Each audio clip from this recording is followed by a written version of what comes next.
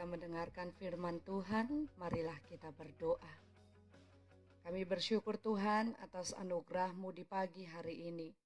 Sebelum kami memulai aktivitas kami hendak mendengarkan firman-Mu. Berkatilah hati dan pikiran kami, supaya firman-Mu boleh kami mengerti dan kami boleh melakukannya di dalam hidup kami. Di dalam Kristus Yesus Tuhan dan Juru Selamat kami. Amin.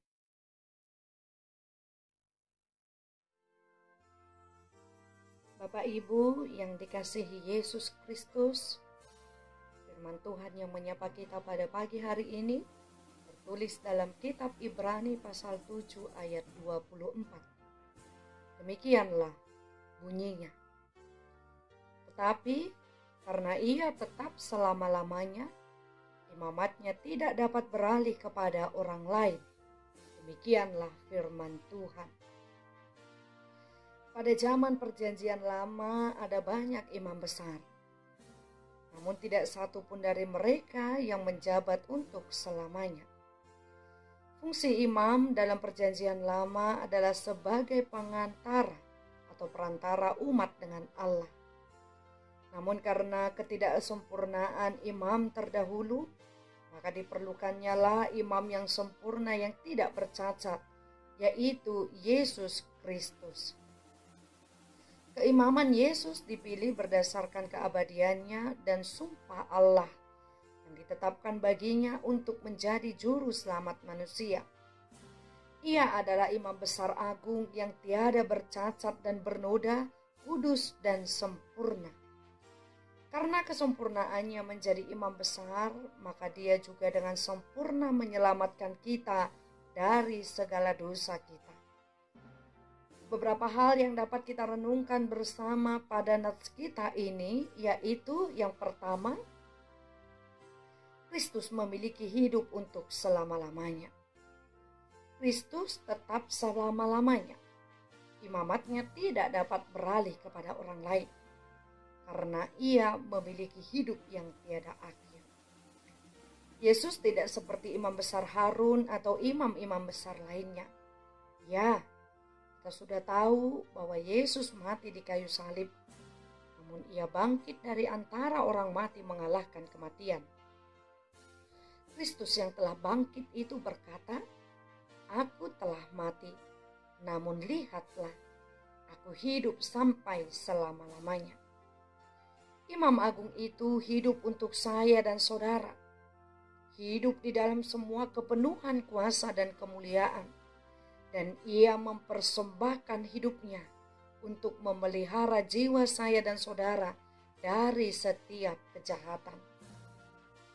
Bersama dengan juru selamat yang hidup untuk selama-lamanya, mengapa kita harus merasakan takut?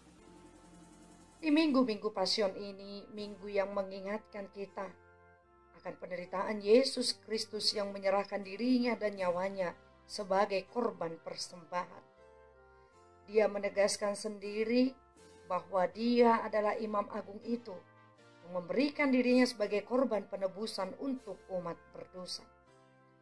Oleh karena itu, kita patut bersyukur karena kita menjadi orang yang ditebus dan dia senantiasa menyertai kita.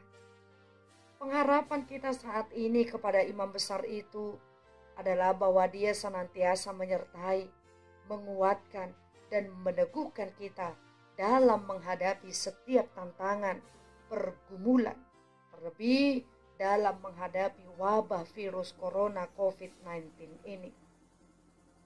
Mungkin orang yang kita kenal telah dipanggil Tuhan karena terkena virus corona ini.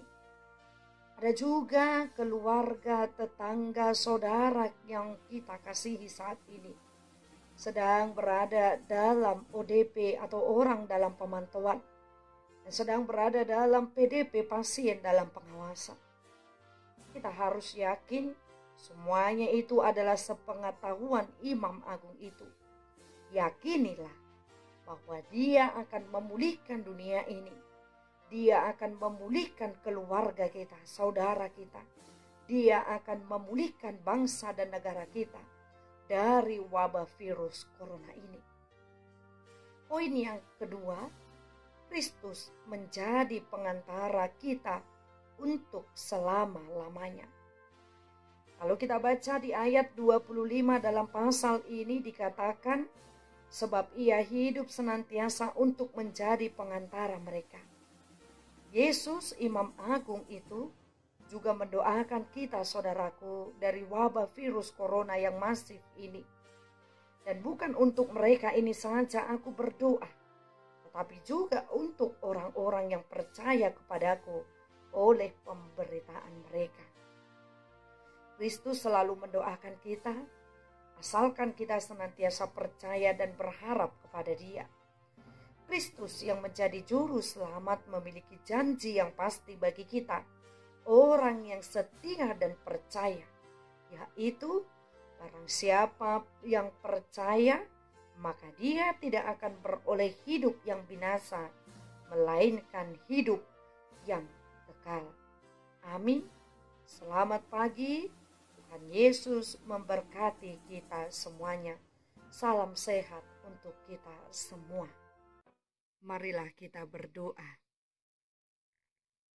Ya Tuhan Allah Bapa kami, Engkau adalah Imam Agung yang kekal di dalam kehidupan kami.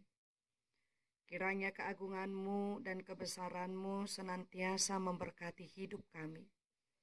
Berkatilah segala aktivitas kami, dan pulihkanlah keadaan dunia, bangsa, dan negara kami ini dari situasi virus corona COVID-19 ini. Kami serahkan seluruh hidup kami dalam satu hari ini ke dalam tangan pengasihan-Mu. Kiranya Roh Kudus-Mu lah yang senantiasa menuntun kami dan menerangi kami. Di dalam nama Tuhan Yesus Kristus, kami berdoa dan bersyukur kepadamu. Amin.